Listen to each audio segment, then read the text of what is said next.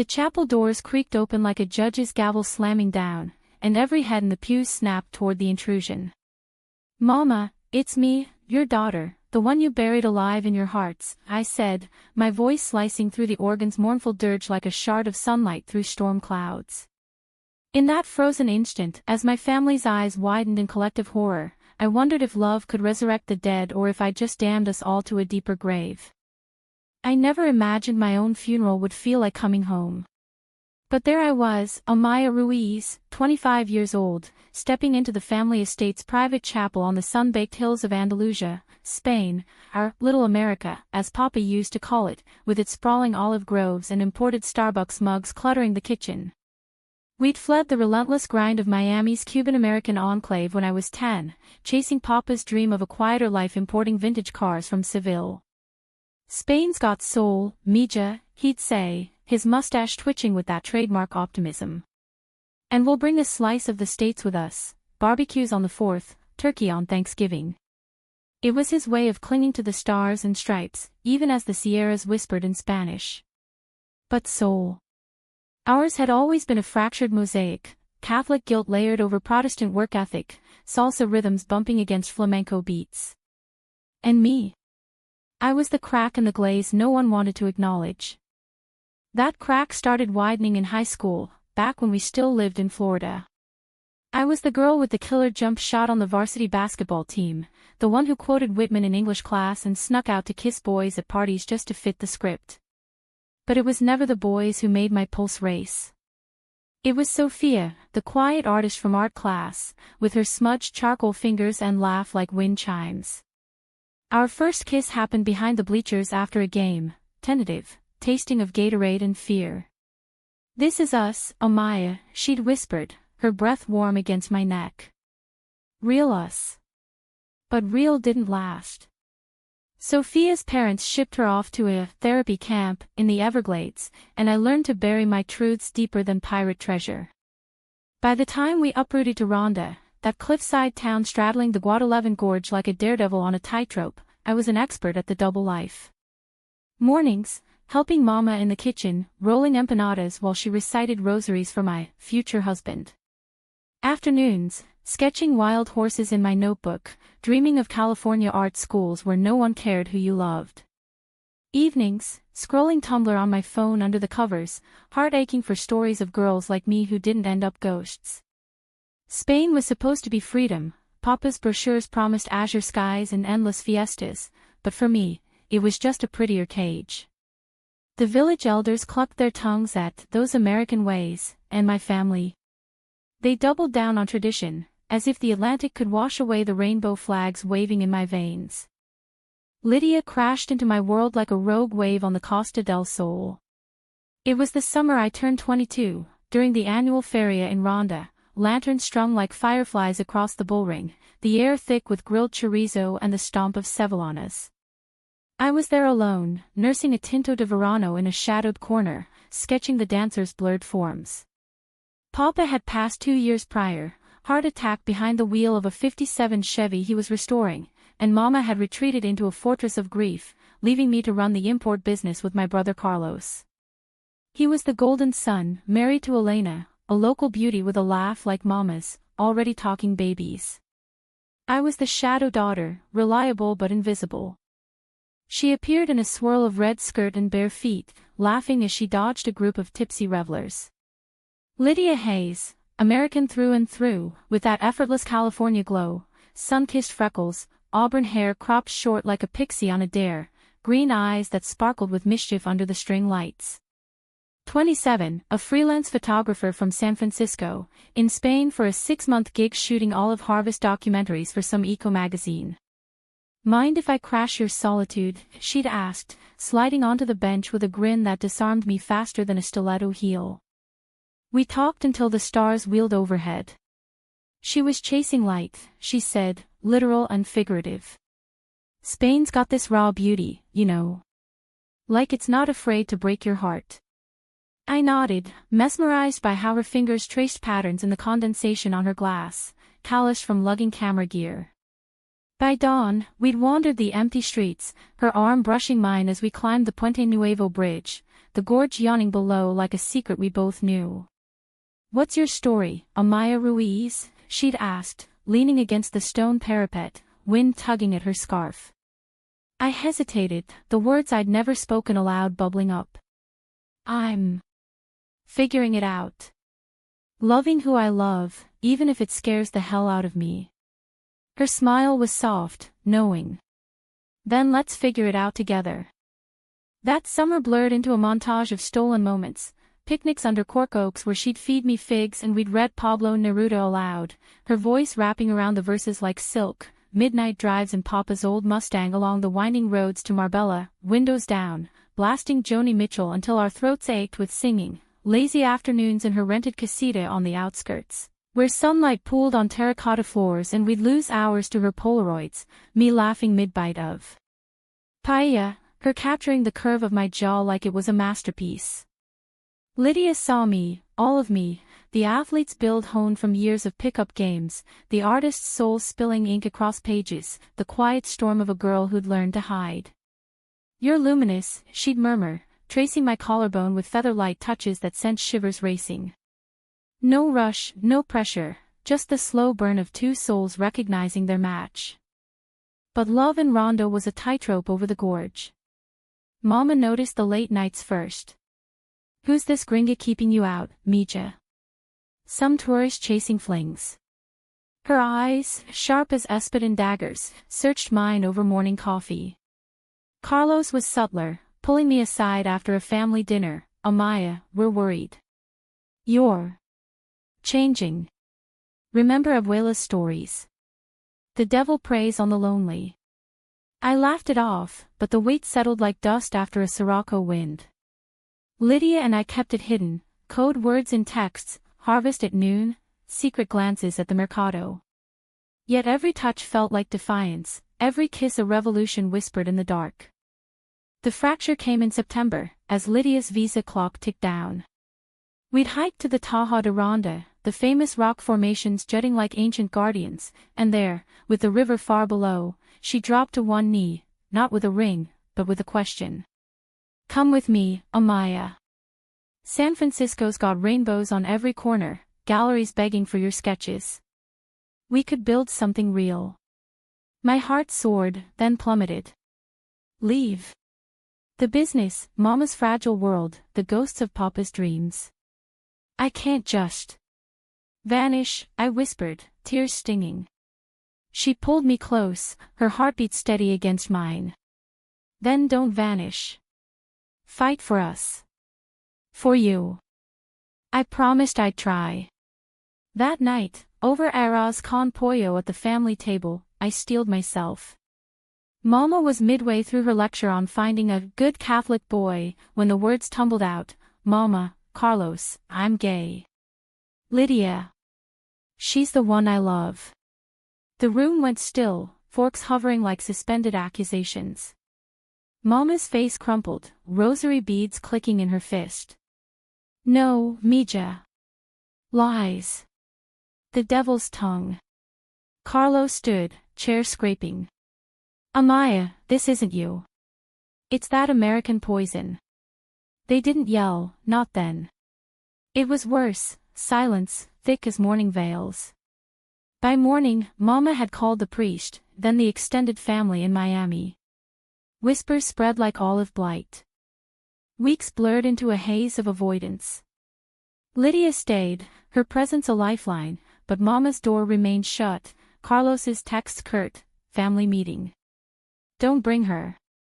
The betrayal stung deepish from Tia Rosa, who'd always slipped me extra dulces and called me mi artista. She arrived from Seville unannounced, her embrace turning to ice. "Your mother weeps for the daughter she lost. This abomination. It's killed her spirit." I begged Lydia to go, to save us both the poison. "I'll fix this," I lied. She left for Barcelona, camera in hand, her goodbye kiss tasting of salt and goodbye. "Call me when you're ready to live, Amaya. Not survive." Alone, the isolation gnawed. The business faltered, clients sensing the rift, orders drying up. Mama took to bed, her prayers a constant murmur through the walls. Carlos handled the calls, his voice clipped. Amaya's taking a sabbatical. Family matters. One night, I overheard them in the study. She's gone, Carlos. Our girl is dead to us. We'll hold a service, for closure. My blood ran cold. A funeral. For me. Not literal, they clarified later, symbolic, a cutting of ties, per some old Catholic rite Tia Rosa unearthed. To mourn the loss and move on, Mama said, her eyes hollow. Invited, aunts, uncles, cousins from both sides of the Atlantic. No me. Just an empty casket, photos of the old Amaya, eulogy scripted to erase the truth. I should have run. Booked a flight to Lydia, started over in the fog of the Bay Area. But rage rooted me. If they wanted to bury me, I'd rise like Lazarus, unbidden, unbreakable. I texted Lydia, funeral's in 2 weeks. Come back. We crash it together. Her reply, 3 heart emojis and, on the next flight. Love doesn't die easy. The days dragged, each one a rehearsal in the mirror, practicing my entrance, words sharp as serrated edges. Mama grew frilier, her once vibrant curls limp, but she planned with fervor, flowers from the gorge's edge, Papa's favorite hymns. Carlos shot me wary glances, but said nothing. Betrayal layered upon betrayal, the cousin who ghosted my calls, the neighbor who crossed the street. Rhonda, my beautiful prison, turned Judas. As the chapel loomed, dread and fire warred in my chest. Lydia arrived the night before, slipping in through the garden gate like a smuggler. We held each other on the veranda, stars pricking the velvet sky. This could shatter everything, she whispered, her fingers lacing mine. Or remake it. I nodded, tasting the metallic tang of fear. Then let's remake it. For us. For every girl they've tried to bury. Dawn broke crimson over the Sierras, the air humming with cicadas' dirge. Cars wound up the hill, headlights like mournful eyes. Inside the chapel, the scent of lilies choked the nave, ironic, for a death that never was. I lingered in the vestibule, heart thundering, Lydia's hand steady in mine. The organ swelled, the priest's voice intoning, we gathered to commend Amaya Sophia Ruiz to God's mercy. And then, the doors. The gasp rippled through the pews like a stone skipped across the gorge's waters, first disbelief, then a wave of murmurs cresting into chaos. Tia Rosa clutched her chest, her string of pearls snapping like gunfire, scattering across the stone floor. Mama, seated front row in her black mantilla, turned slowly, her face a mask cracking at the edges, eyes wide, lips parted in a silent Dios mío. Carlos bolted upright, his knuckles white on the pew back. Amaya. What the, get out. This is sacred. But I held my ground, Lydia's grip anchoring me as the priest faltered mid-prayer, his Bible trembling in arthritic hands. I am here, I said, louder now, my voice echoing off the frescoed vaults. Not as a ghost, not as your shame. As your daughter. Your sister. Alive, breathing, loving a woman who sees every broken piece of me and calls it beautiful. The words poured out, unscripted, a torrent I'd bottled since that fairy night. Lydia stepped forward, her chin lifted, green eyes scanning the room like she was framing a shot, the raw humanity of it all. I'm Lydia Hayes, she announced, calm as a coastal fog. And I love your Amaya more than fear ever could. Pandemonium erupted. Uncle Javier from Miami surged forward, his face purpled with rage. Blasphemy. In God's house. Chairs scraped, voices overlapped in a cacophony of Spanglish fury, scandal. The family's ruined. What will the village say? Mama rose unsteadily, her hand outstretched, not in welcome, but plea. Mija. Why? We did this for you. To free us from the sin. Her voice broke, and something in me fractured too. This woman who'd sung me lullabies, braided my hair for school dances, she saw me as a stain, not a star. I crossed the aisle, ignoring the hands that grabbed at my sleeves. Up close, her eyes were red-rimmed, the lines around them etched deeper by grief she'd manufactured. Free us. Mama, you buried a lie. I was never dead, I was just me. Tears traced her cheeks, and for a heartbeat, I thought she'd reach for me. Instead, she recoiled, whispering, "The devil's work. Leave, before you damn us all." The rejection landed like a gut punch, stealing my breath. Lydia was there in an instant, her arm around my waist. "Enough," as she said softly, but with steel. "We're leaving. But know this, love isn't a sin. Hiding it is." We turned for the doors, the mourner's stares boring into our backs like Judgment Day spotlights. But Carlos blocked our path, his jaw set. "You think this fixes anything? Walking in like some drama queen. You've torn us apart." His words stung, my brother, who'd shared scraped knees and secret forts. "Torn? You did that when you erased me." He faltered, glancing at Mama, then back. "Family sticks, Amaya. Blood over whatever this is."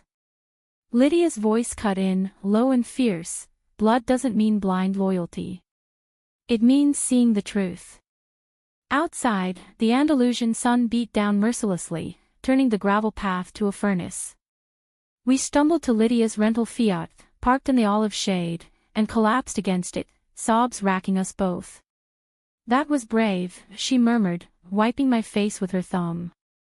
"Insane, but brave." I laughed through the tears, bitter and broken. "Brave gets you excommunicated. What now?" She kissed my forehead, tasting of salt and resolve. "Now we live. Really live." The fallout cascaded like the waterfalls after spring rains. By evening, my phone buzzed with a barrage, voicemails from cousins decrying the circus, texts from Tia Rosa quoting Leviticus, a curt email from the family lawyer dissolving my stake in the business, for the estate's protection. Mama's silence was the loudest, a void that echoed through the empty house I'd once called home. Carlos showed up at dusk, alone, his face haggard. "She's catatonic, Amaya. Won't eat. The doctor's coming." Guilt twisted like a knife. Had I pushed too far? Shattered the fragile peace. We met at a roadside taberna, the kind with checkered cloths and sangria that loosened tongues. Lydia waited in the car, giving us space. "I didn't want this," he said, swirling his brandy. "But Mama. She's old school. Papa dying broke her. This? It's the final crack." I leaned forward, voice raw. "And me? I'm not a crack, Carlos. I'm your sister." He rubbed his temples, eyes distant. "I know. God, I know. Elena says I'm a coward for not fighting harder. But family. It's all we have." We sat in that truth, the air heavy with unspoken regrets. "Tell Mama I love her," I finally said. "Even if she can't love me back." He nodded, clasping my hand, a bridge, tenuous but there. Lydia and I retreated to her casita, the whitewashed walls a sanctuary amid the storm. Nights blurred into confessions by candlelight, her own scars from a Bible Belt upbringing, coming out to parents who still sent Christmas cards with "Pray for you" notes tucked inside, my dreams deferred, sketches piling like unanswered letters. We made plans, her returning to the States, me following with a portfolio for SF galleries. "We'll get a tiny flat in the Mission," she'd say, sketching floor plans on napkins. "Tacos on Fridays, your art on the walls." It felt like hope, fragile as spun sugar. But betrayal has a long shadow. 2 weeks later, as I packed the last of my things, Papa's old toolbox, a handful of his car manuals, a package arrived. No sender, just my name in Mama's looping script. Inside, my childhood rosary, a faded photo of us at Disney World, me 5 and gap-toothed, her beaming. And a letter, "Amaya, my heart weeps for the child I knew." This path leads to hellfire. Repent, or stay dead to us. For your soul's sake. Mama. The words blurred through tears, but rage followed swift. She'd weaponized love, turned it to chains. I drove to the gorge that afternoon, Lydia's hand on my knee, the wind whipping through the open windows. At the mirador, where Papa and I used to fish for shadows in the depths, I hurled the rosary into the abyss. It arced, glinting, then vanished. Goodbye, I whispered to the echo. Lydia pulled me close, her embrace the only tether. You're free now. Really free. Freedom's price, though, was steep. Word spread through Rhonda like gossip at market, the Ruiz scandal, the American dyke who desecrated her own Massachusetts clients cancelled, whispers followed me at the ferreteria. Even the olive workers, loyal to Papa, averted their eyes. Lydia's gig extended, another month of shoots in Granada, but tension simmered. This place is sucking you dry, she'd say, packing her lenses. Come with me now.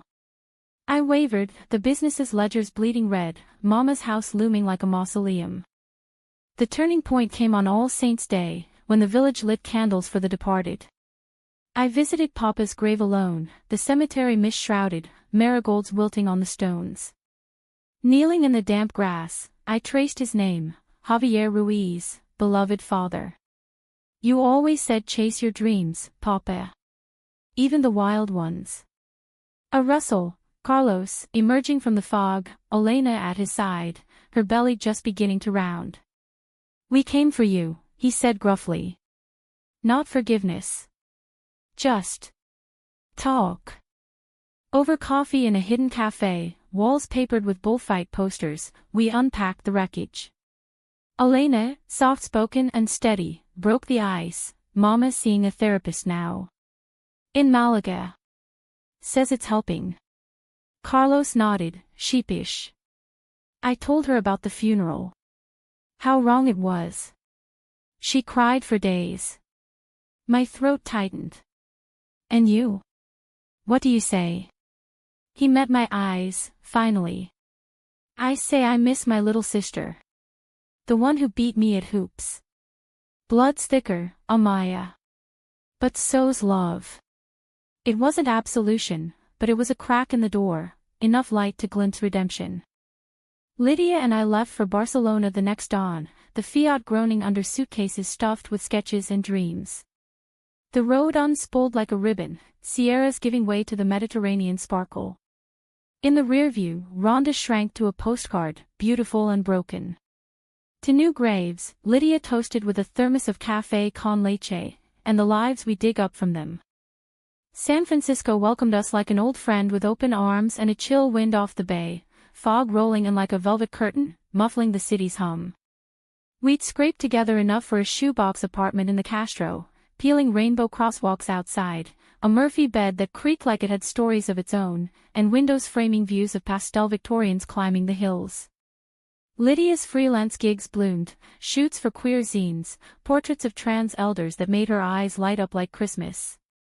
This is it, she'd say, editing on her laptop late into the night, the glow casting her face in ethereal blue. Art with a pulse. Me. The transition was rockier, like transplanting an olive sapling to concrete soil. I enrolled in night classes at the Academy of Art University, my sketches evolving from Rhonda's wild horses to urban sirens, women with defiant gazes, intertwined hands defying gravity. But the import business's ghost-haunted, emails from Carlos with balance sheets, pleading for advice.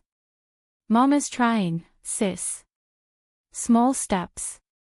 I'd reply with tips, but the distance ached, a continent between us, wider than any gorge. Our first Christmas was a makeshift affair, a potted ficus strung with thrift store lights, tamales from a taqueria that tasted like home but not quite. Lydia surprised me with a leather-bound sketchbook, its pages whispering of possibility.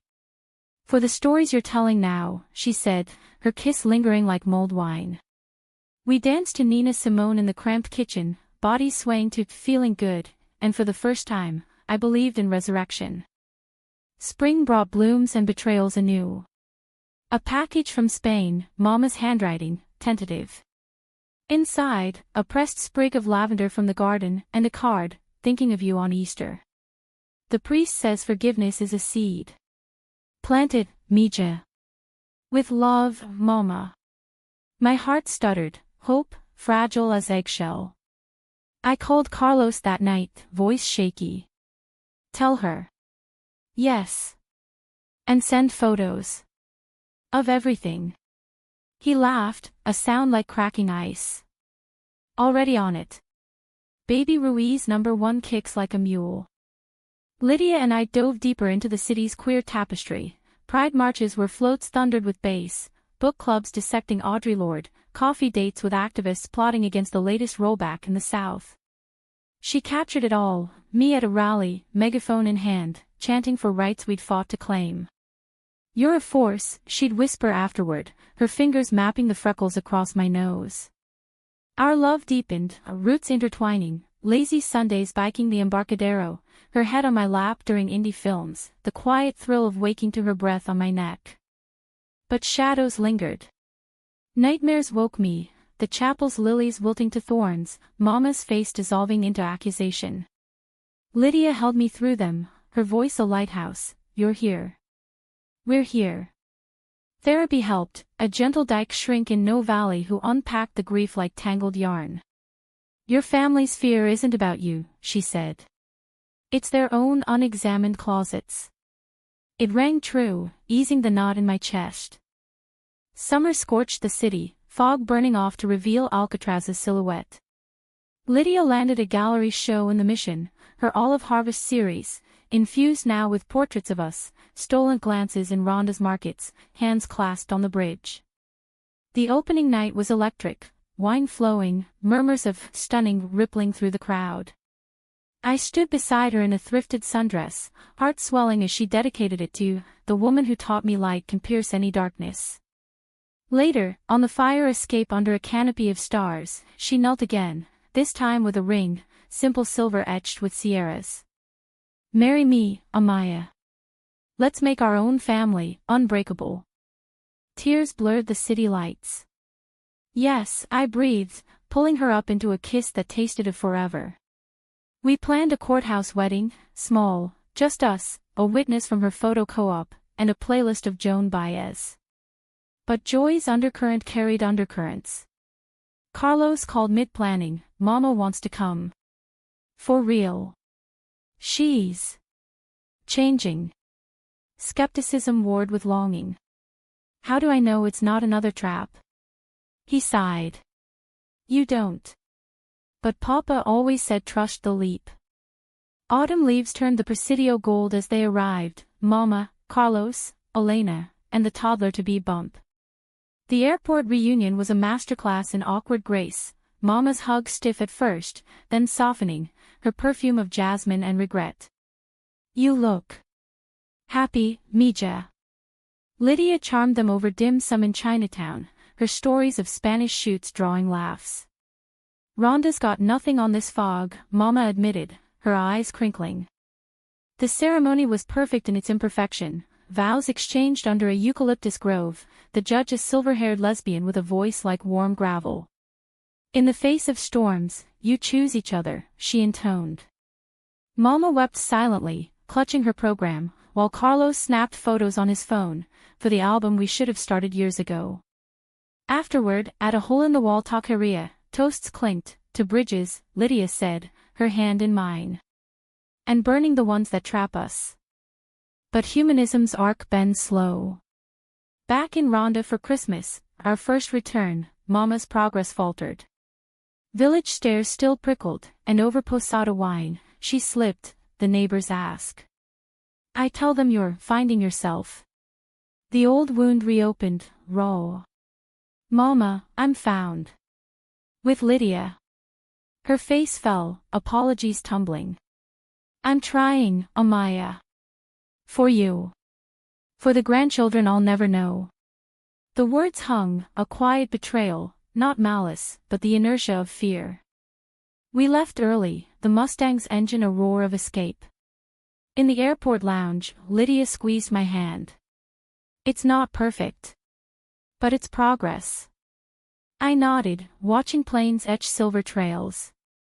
Progress. Mama's emails now included recipes, questions about my latest piece. Carlos FaceTimed weekly, baby Sophia's gurgles bridging the miles. Betrayal scar faded to silver, a reminder etched but not defining. 2 years on, our life flowered, my first solo show, portraits of queer immigrants titled, Uprooted Blossoms, Lydia's book deal, Light from the Gorge, blending Spain and San Fran. We adopted a rescue mutt, Luna, who chased fog wisps in Golden Gate Park. And in quiet evenings, as the city hummed below, we'd dance, slow, sure, to the rhythm of second chances. One spring morning, a letter arrived, Mama, alone in Rhonda, her script steadier. I've joined a group. Women like me, mothers learning to love without chains. Come home, both of you. The table set for 4. Enclosed, a photo of Papa's grave, fresh lavender blooming beside. I framed it by our bed, Lydia's arm around me. To the dead we resurrect, she murmured. In the end, love didn't conquer all, not in fairy tale sweeps. It chipped away, stone by stone, revealing the humanity beneath. Families fracture, but they can mend, crooked and stronger. I walked into that funeral a ghost, I emerged a woman, whole, hand in hand with the one who proved me worthy. And in Spain's sun or California's mist, that's the real miracle, choosing life, every damn day.